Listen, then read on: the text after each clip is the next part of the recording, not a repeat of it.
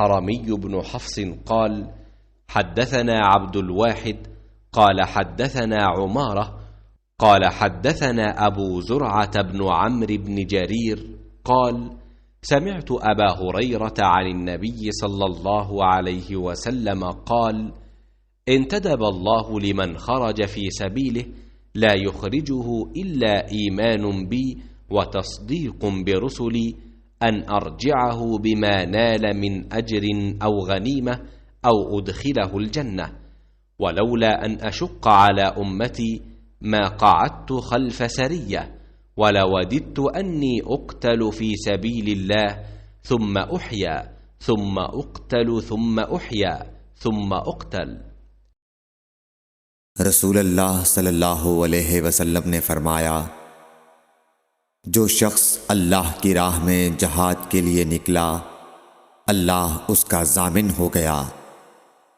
اللہ تعالیٰ فرماتا ہے اس کو میری ذات پر یقین اور میرے پیغمبروں کی تصدیق نے اس سرفروشی کے لیے گھر سے نکالا ہے۔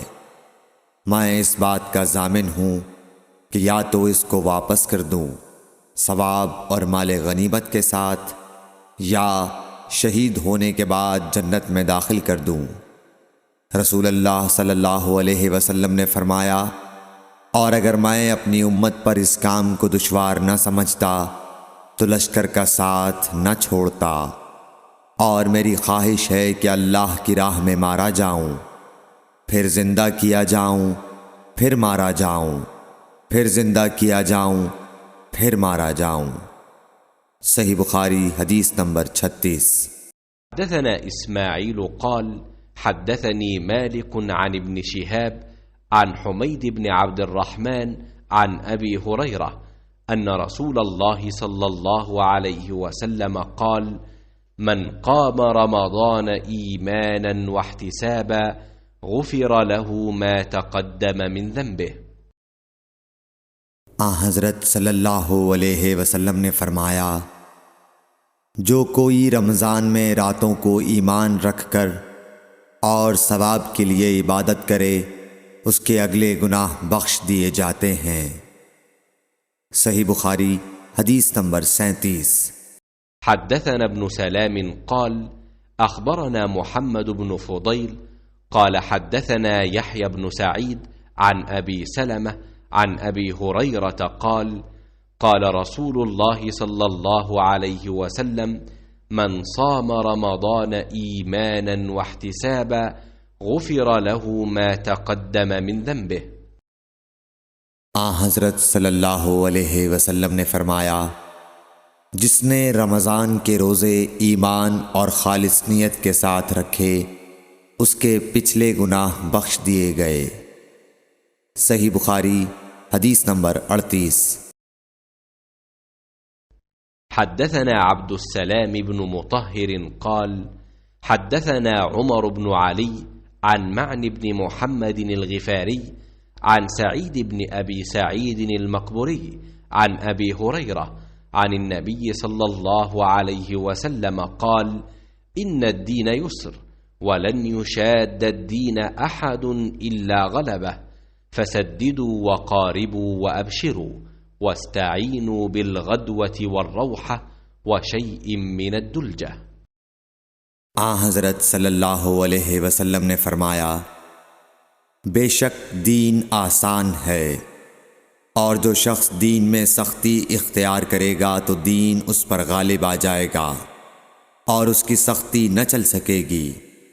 بس اس لیے اپنے عمل میں پختگی اختیار کرو، اور جہاں تک ممکن ہو میانہ روی برتو، اور خوش ہو جاؤ کہ اس طرز عمل سے تم کو دارین کے فوائد حاصل ہوں گے، اور صبح اور دوپہر اور شام اور کسی قدر رات میں عبادت سے مدد حاصل کرو۔ نماز 5 وقتہ بھی مراد ہو سکتی ہے کہ پابندی سے ادا کرو۔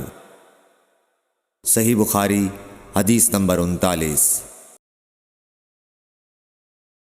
حدثنا عمرو بن خالد قال: حدثنا زهير قال حدثنا أبو إسحاق عن البراء أن النبي صلى الله عليه وسلم كان أول ما قدم المدينة نزل على أجداده أو قال أخواله من الأنصار، وأنه صلى قبل بيت المقدس 16 شهرا أو 17 شهرا، وكان يعجبه أن تكون قبلته قبل البيت، وأنه صلى أول صلاة صلاها صلاة العصر، وصلى معه قوم، فخرج رجل ممن صلى معه فمر على أهل مسجد وهم راكعون، فقال: أشهد بالله لقد صليت مع رسول الله صلى الله عليه وسلم قبل مكة، فداروا كما هم قبل البيت.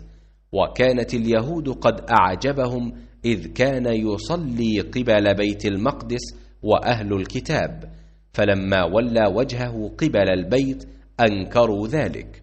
قال زهير: حدثنا أبو إسحاق عن البراء في حديثه هذا أنه مات على القبلة قبل أن تحول رجال وقتلوا، فلم ندر ما نقول فيهم، فأنزل الله تعالى: وما كان الله ليضيع إيمانكم۔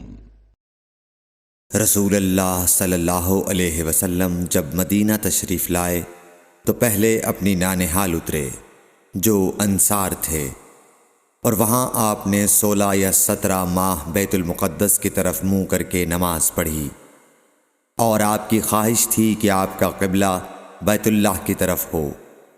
جب بیت اللہ کی طرف نماز پڑھنے کا حکم ہو گیا تو سب سے پہلی نماز جو آپ نے بیت اللہ کی طرف پڑھی عصر کی نماز تھی۔ وہاں آپ صلی اللہ علیہ وسلم کے ساتھ لوگوں نے بھی نماز پڑھی۔ پھر آپ کے ساتھ نماز پڑھنے والوں سے ایک آدمی نکلا اور اس کا مسجد بنی حارثہ کی طرف گزر ہوا تو وہ لوگ رکوع میں تھے۔